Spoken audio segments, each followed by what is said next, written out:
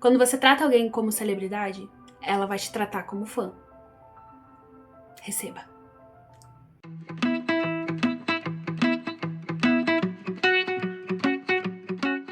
Olá. Galera, parece que temos um Velozes e Furiosos aqui, não é mesmo? Eita, como corre. Olá, eu sou a Thay e seja bem-vindo ao meu canal. Esse é o quadro Cansei de Ser Coadjuvante, parte 2. Eu não sei o que eu tô fazendo aqui. Eu ainda não decidi o título. Dá um oi pro Groot. Ele tá aqui hoje de novo. Porque aquele lápis ali, ó, esse lápis eu não consigo largar ele. É muito irritante. Perdi o foco.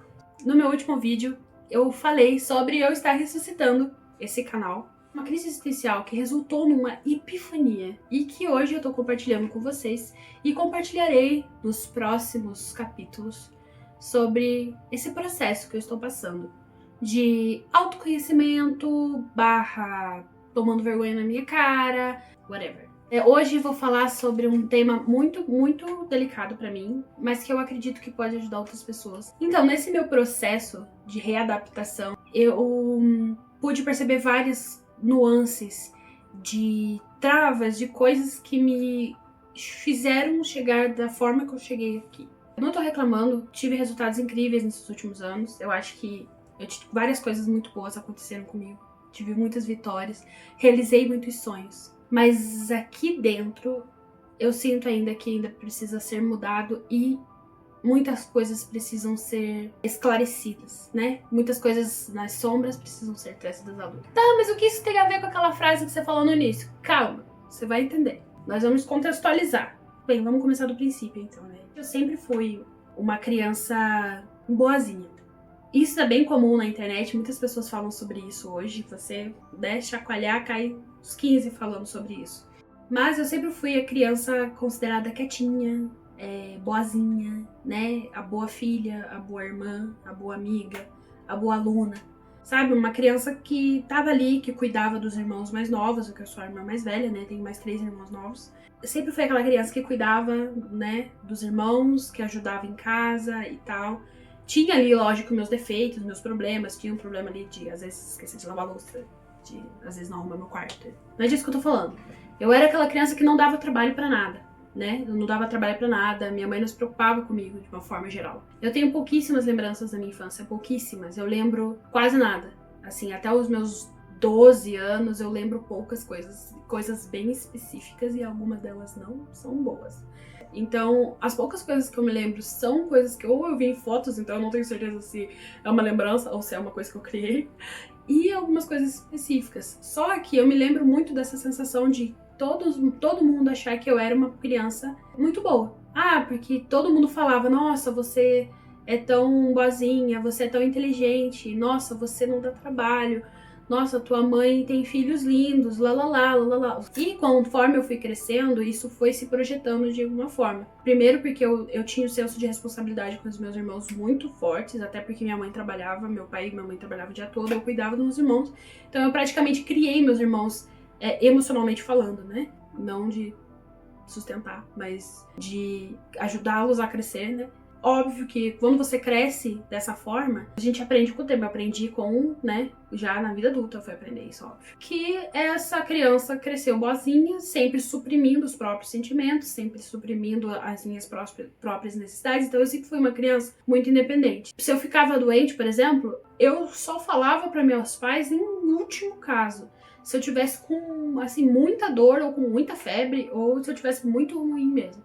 Senão, eu guardava pra mim. Se eu sentia alguma dor, eu guardava pra mim. Às vezes ia lá, quando eu sabia qual era o remédio, eu ia lá pegava o remédio por conta própria.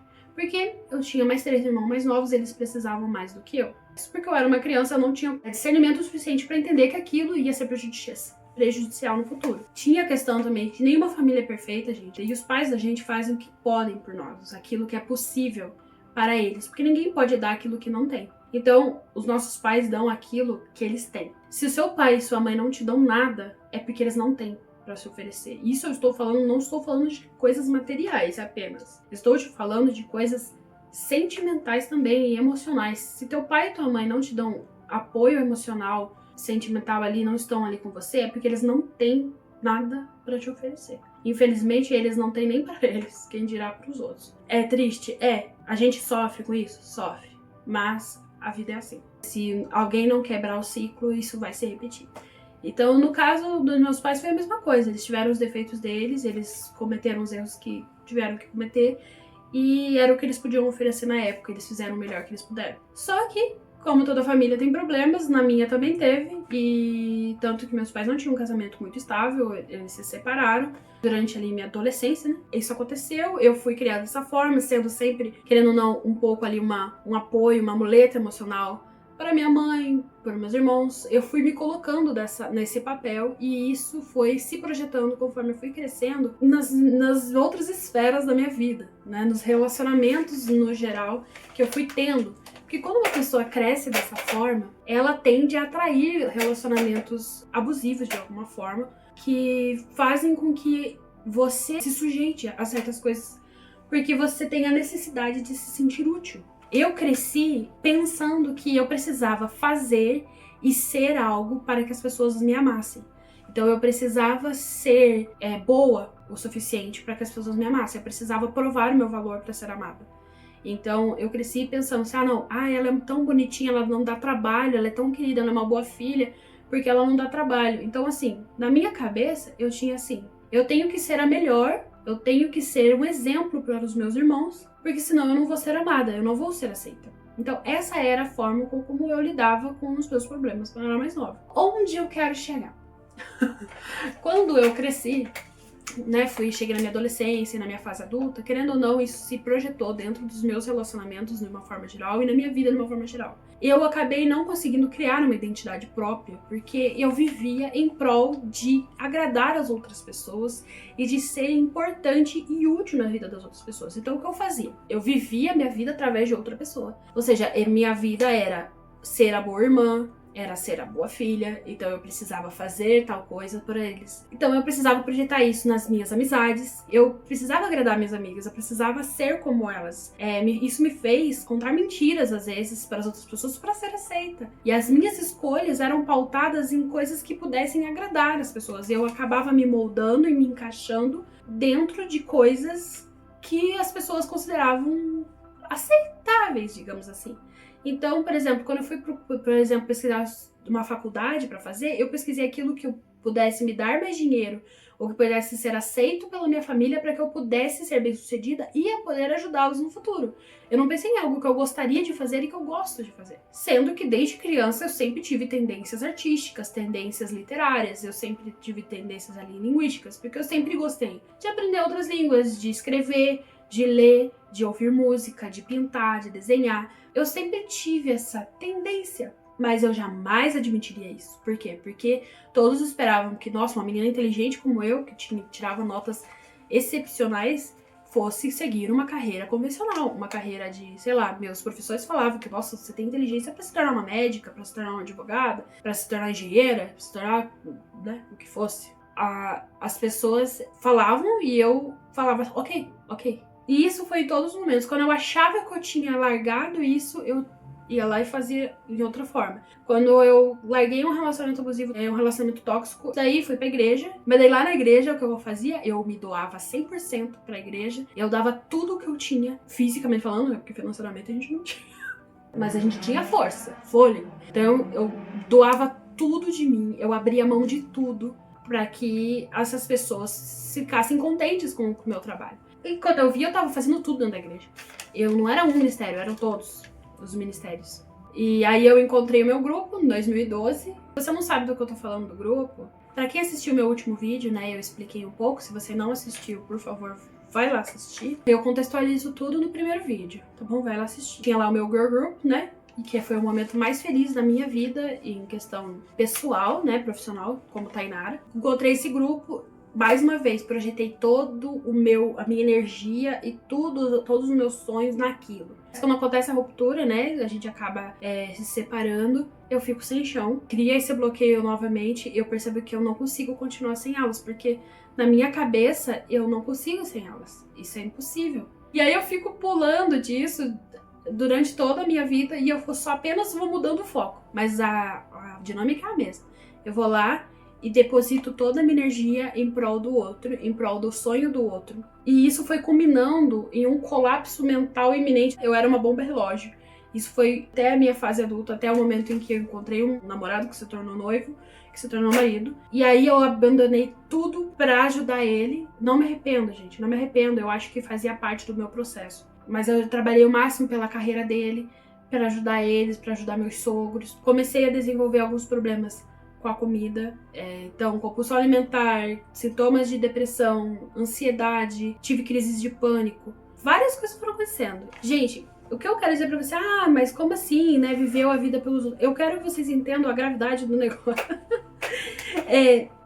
Pra você ter uma ideia, quanto eu fazia isso assim, 24 horas por dia, até quando eu ia comer algo. Por exemplo, se a gente tá num lugar, tem uma promoção, se você comprar 2 lanches iguais, você ganha descontos. Vai lá, um sai de graça, supondo. Eu nunca ia escolher o sabor que eu queria. Era sempre o que o outro queria, porque eu queria agradar a outra pessoa. Nunca eu escolhi o que era meu. Por exemplo, quem tem irmão sabe, né? Quando a gente tem irmão, a gente tem lá, por exemplo, uma torta. Uma torta a gente vai dividir. O irmão vai pegar a régua e vai dividir por igual, assim, ó. Cada pedaço daquela torta por igual. Tá? Imagina crescendo 4 crianças, tudo milimétrico, assim, ó. Ai da quem cortasse maior. Mas, se acontecesse de cortar um menor, eu sempre ficava com o menor. E eu fazia isso, assim, sem falar pra ninguém. Não era tipo assim, eu ficava jogando na cara de ninguém, não. Tipo, peguei o menor, tá? Não.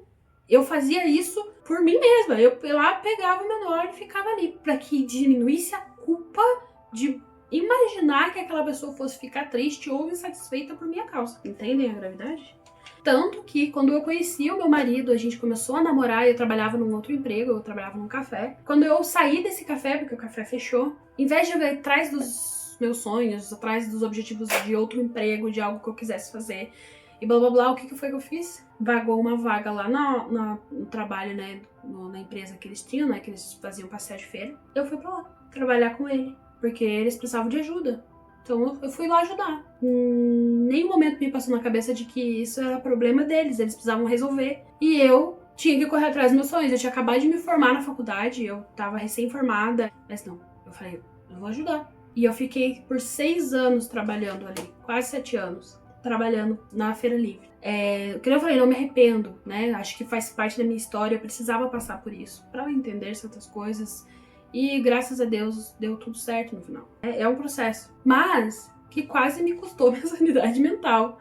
Eu fui até o limite, o meu limite. E aí quando eu estava realmente já ultrapassando o meu limite, em 2022 meu marido, a gente conversou e tal, eu tava numa crise muito forte e meu marido me ajudou. Foi quando surgiu a ideia do intercâmbio, porque sempre foi meu sonho fazer intercâmbio. Gente, meu sonho da vida era conhecer o mundo, ir pra outros lugares, assim, num nível em que eu colecionava, eu tenho Atlas, gente, eu tenho Atlas ainda, eu marcava Atlas, eu sou louca por mapa, eu sou louca por mapas, eu pesquisava os lugares, eu queria conhecer o mundo, conhecer outra língua, viver. Esse era um sonho da minha vida que eu nunca tinha conseguido cumprir, primeiro por medo, segundo pelo financeiro. E aí meu marido me incentivou e falou, por que você não faz então? Eu sei o quanto foi difícil pra ele fazer isso, eu sei o quanto foi difícil, mas ele abriu mão pra me ajudar, pra que eu pudesse me encontrar na vida. Beleza, começou meus planos em 2022, num outro vídeo eu posso contar como foi o processo de intercâmbio. Aí a gente começou o processo aí de sair da feira e tudo, meu marido também já estava engajado na carreira dele. Eu mudei e resolvi ir, porque o que eu coloquei na minha cabeça? Eu preciso saber quem eu sou longe do meu habitat. Quem sou eu sozinha? Eu preciso saber quem sou eu sozinha, Eu queria saber como é a Tainara sem as expectativas alheias. E isso foi perfeito, realmente, era uma ótima colocação, eu realmente precisava saber. Mas uma coisa que eu não percebia é que o autoconhecimento não vem só quando você sai do ambiente que você está, mas também vem da busca interna, de você reconhecer as suas falhas e as suas travas e as suas crenças limitantes, de você olhar pra dentro de si. No meu caso, eu saí do meu ambiente e foi muito bom, mas eu carreguei essa mesma Tainara que se anulava, que se autossabotava, eu carreguei essa mesma pra lá. Então, eu cruzei o oceano, mas só que eu levei o maior problema junto, que era eu mesmo. Ou seja, que aconteceu? No fim, levei a minha amiga comigo. Já começa por aí. Fui com a minha amiga, minha melhor amiga, saudades, inclusive. Eu passava mais tempo, ela não sabe disso, mas eu passava mais tempo me preocupando com ela do que comigo. Eu fiz loucuras pra ajudar ela. Loucuras. E ela não sabe nem de metade. Aí o que eu fiz? Não, já não bastava isso. Eu levei minha irmã. Trouxe minha irmã pra Irlanda. Meu chuchu, saudades também. Elas são minhas duas melhores amigas que estão lá, né, na Irlanda agora, saudades. Começamos a morar junto. Eu me senti uma mãe. E elas são adultas, maravilhosas, inteligentes, independentes, que sabem se virar sozinhas. O problema não era elas não, gente. Era eu. Eu era o problema. E eu passei maior parte do meu intercâmbio me preocupando com outras pessoas, em vez de me preocupar com a minha vontade e aquilo que eu gostaria de fazer. Não tô dizendo que eu não aproveitei nada, muito pelo contrário, gente. Eu realizei muitos sonhos. Esse intercâmbio foi maravilhoso, eu vou contar com calma pra vocês. Foi muito difícil a solidão, muitas vezes, porque ser imigrante às vezes é solitário. Mas eu realizei muitos sonhos. Realizei sonhos, assim, que eu nunca imaginava que eu realizaria em tão pouco tempo. Então, aconteceu. Foi um intercâmbio maravilhoso. Mas teve o lado negativo. Eu passei mais tempo no intercâmbio pensando nas outras pessoas, pensando na minha amiga, na minha irmã, no meu marido que estava do outro lado do oceano, me preocupando com um monte de coisa do que me preocupando comigo mesmo e com aquilo que eu queria fazer depois disso tudo. Mas beleza, eu não tinha percebido tudo isso. Eu tava grata, estou e sou grata por isso. Mas quando que eu percebi que a merda aconteceu? Foi quando eu voltei. Quando eu voltei ao Brasil, cara, eu levei um balde de água fria. Já era difícil o suficiente porque eu amava onde eu morava. Eu morava num lugar muito bom. Apesar de todas as dificuldades, eu gostava muito da minha vida lá.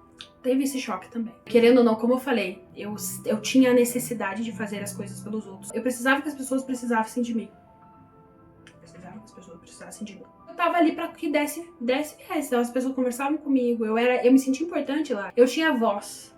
As pessoas me ouviam. Eu me sentia necessária. Mas aí quando eu cheguei no Brasil, eu percebi que as coisas tinham mudado. Começando por mim, a minha família, meus amigos, as pessoas aqui seguiram em frente, o que é maravilhoso, era o que tinha que acontecer. Todos seguiram em frente, todo mundo evoluiu e mudou. Mas aí eu percebi que ninguém precisava mais de mim. Que todo mundo seguiu a vida sem mim. Eu percebi que eu não era necessária. E isso me fez ter muito mais saudades, me atrapalhou tanto na minha adaptação aqui, tornou tudo muito mais difícil. Foi aí que eu percebi que eu não tinha nada. Que eu havia passado os 32 anos da minha vida servindo as outras pessoas e não deixando nada pra mim.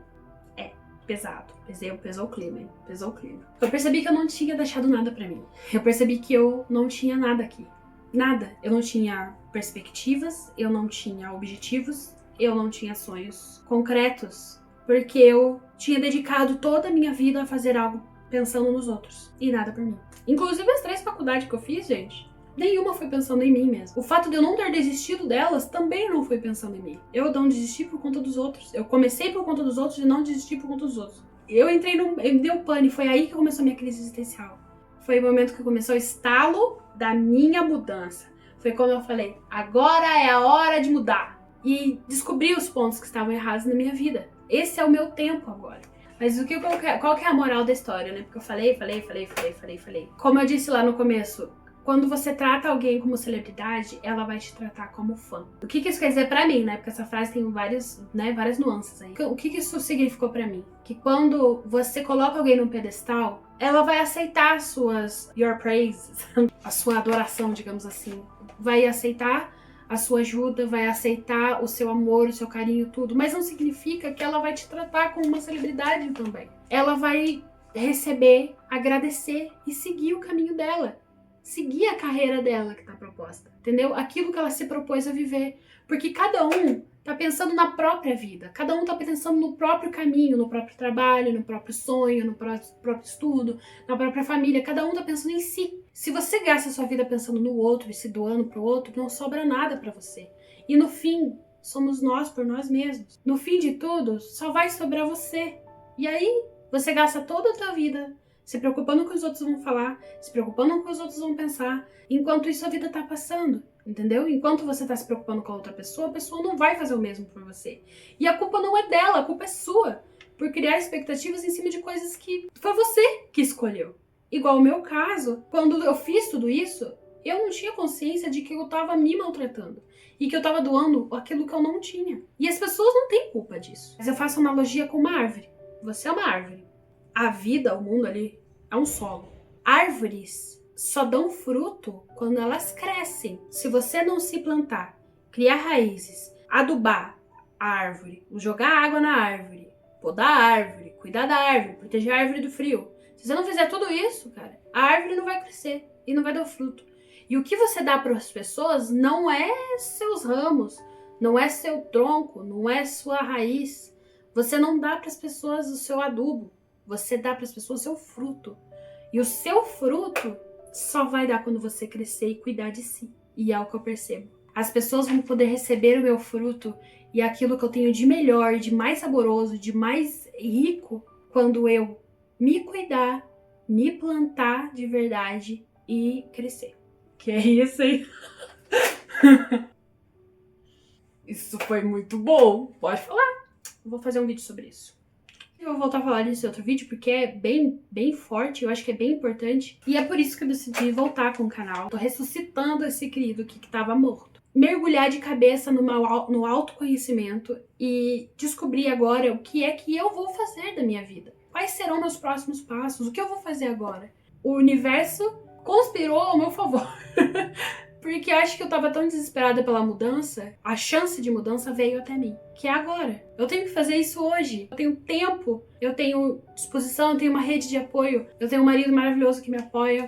E que ele ainda não sabe que eu tô gravando esse vídeo. Mas ele saberá. Ninguém sabe que eu tô gravando esse vídeo. É o meu momento agora. De eu mostrar quem eu sou. De botar minha cara a tapa e evoluir diante de vocês.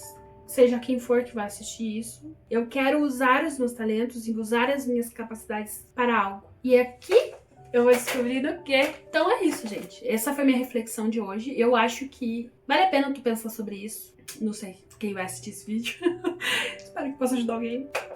Se esse vídeo chegou até você, se inscreve. Aí vamos criar uma comunidade legal. Vamos falar sobre coisas que a gente gosta de fazer. Vamos falar sobre coisas aleatórias. Vamos mudar de vida, né? Vamos crescer. Vamos ser aí um bando de árvore crescida e bonita, cada um com seu fruto legal. E é isso. Também curte aí pra ajudar as pessoas. A gente mendiga mesmo, porque, né? Como você pode ver, eu tenho 76 inscritos. Guerreiros. Não é qualquer um, não. Povo guerreiro. Obrigada por me assistir até aqui. No próximo vídeo eu vou falar um pouco mais sobre pensamentos reflexivos de como deixar de ser uma coadjuvante pra ser protagonista da minha vida. Ai, chega de falar.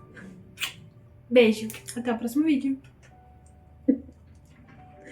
Ai.